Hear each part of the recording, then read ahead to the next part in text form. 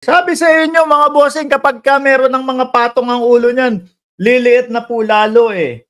Ang kanilang mga ano eh, ang kanilang mga mundo eh. Oh, saan banda dito?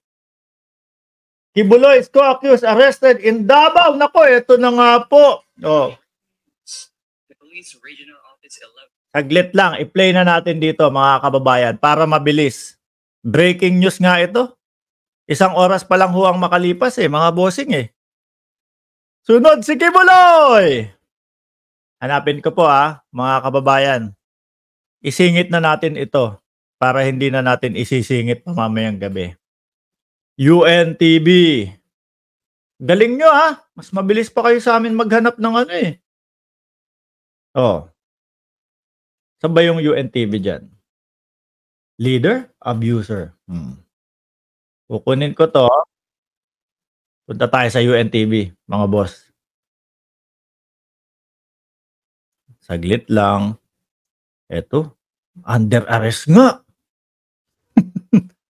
Live na kinuha ang balita. Oh. I-play natin dito mismo, mga kababayan. Saglit lang po, sir. Ipe-play ka po namin. Oh. Malaki yan. Oh, tanggalin muna natin tong mga ano. Stop screen. No? Pumunta tayo sa share screen. Nako po. Oh. Ayan na. Ang bilis. UNTV! Breaking news nga. Huli. Laglag. Ngal-ngal. Boss, ito po. Kaibigan po natin na si Sir Chris Ulo. Isa din po sa mga vloggers na sumusuporta po, no? Sa Administrasyong Marcos at kay Pangulong Marcos, mga bossing, at sa gobyerno ng Pilipinas. Suportahan po natin ang kanyang channel, mga kababayan. Kapag gusto mo na talagang madiinan na banat, mga kababayan, puntahan mo lang yung Chris Ulo na channel. Ano po? At paki-subscribe and paki-share na din po yung kanyang mga video. Paki-like na din po. Okay, play na natin ito. Salamat doon sa nagsabi dito sa balita na ito Pasok, boss! Oh. Breaking news. The Police Regional Office 11, along with the Regional Intelligence Division, Special Action Force, and Criminal Investigation and Detection Group 11, arrested on Thursday, July 11, a co-accused of religious group leader Apollo. Huli na nga, co-accused. Abay, di ibig sabihin mga kababayan, hindi sila magkakasama? Ang buenas naman. Sino kaya nagturo dito? 1 million pa lang yan, mga boss Paano pa kaya? Yung 10 milyones na nakapatong sa ulo ni Kibuloy. Violation of RA 9208. Criminal case. RPSG. July 11. Ngayon lang. 2024. Paano pa kaya yung merong 15 milyones na 10 milyones? Ako po naniniwala, mga kababayan, na kapag mga bossing, hindi pa nahuli o hindi pa nadakma yung dati daw pong nang dakma daw tataas pa po yung mga pribadong kababayan natin, no?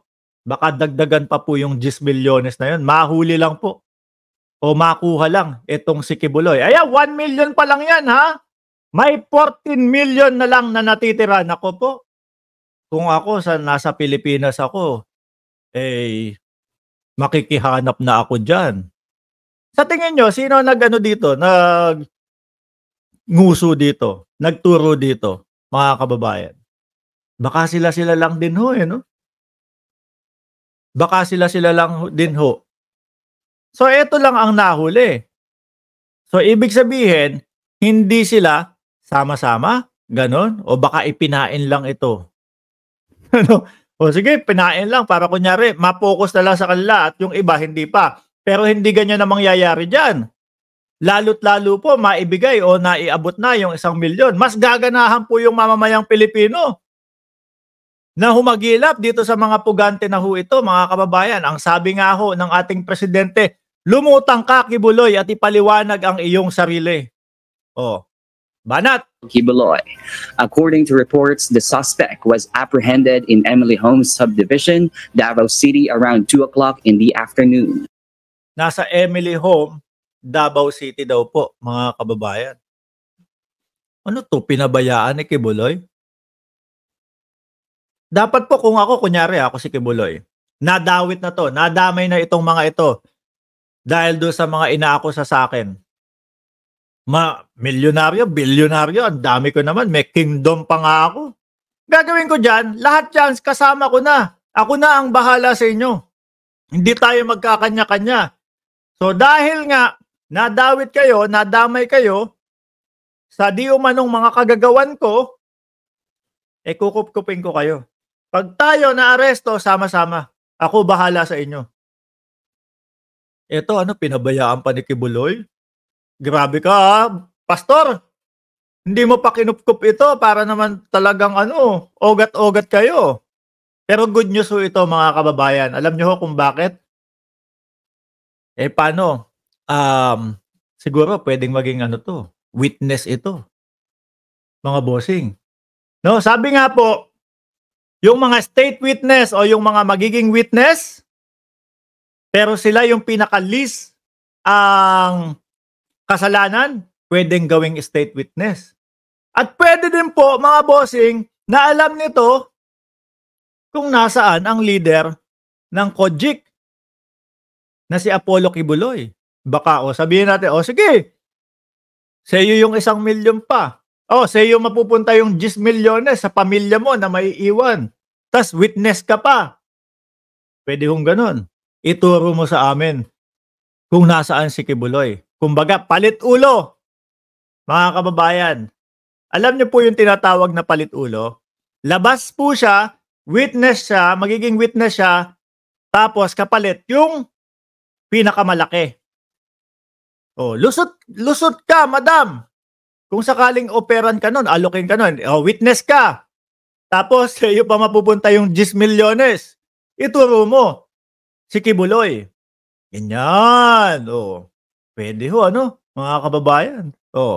The suspect, listed as the top 6 regional most wanted person in Region 11, is wanted for the crime of trafficking in persons. The arrested suspect is now under the custody of the Buhangin Police Station for proper documentation. Sa tingin nyo din po, mga kababayan,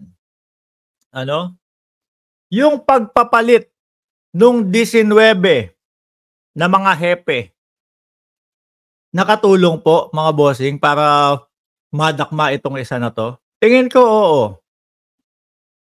Tingin ko kaya isa sa reason kung bakit pinalitan yung mga kapulisan na yon, mga kababayan, dahil siguro it's either na natatakot sila na arestuhin si Kibs, or babagal-bagal lang talaga. Paengchu, shout out sa iyo, no? Witness protection program, pwede. Hindi kaya ito ang maging susi, mga kababayan, sa pag-aresto kay Kibuloy, mga bossing. Alokin ng witness protection program dahil siya naman hindi siya talaga yung mismong nirereklamo, although may kaso din siya, no, pero isa siya doon sa pinaka-kaunti ang kasalanan. Pwedeng witness protection program, tapos turo mo 10 milyones sa'yo, tapos lipad ka ibang bansa, magtago ka na. Ubra, po? Sabi ko sa inyo no? Pa lang tayo, papasok pa lang ho tayo, mga kababayan, sa exciting part po, mga bossing. Tiyak po ako, mga bossing, ang ating Pangulo matutuwa po sa nangyaring to at sa balita po na ito, mga boss. Ayan, ha, breaking news. Sikwat, nadakma na po ang isa sa wanted na kasama ni Kibuloy. Sino po yan? Yan yung si Canada. Di magsasalita ang babaeng yan. Malaki ang pakinabang niya kay Kibuloy. Kapag ho kasi, Ma'am Linda, pag pamilya mo na po ang maiiwan mo, tapos naalok ka ng ganong pagkakataon, maging maging isang witness. Ano? Makakalaya ka, may 10 milyones ka. Oh. Malamang sa malamang ho, tanggapin ito, mga bossing. O yan. Salamat doon sa ano ha? Sa nag-send sa atin ng balita.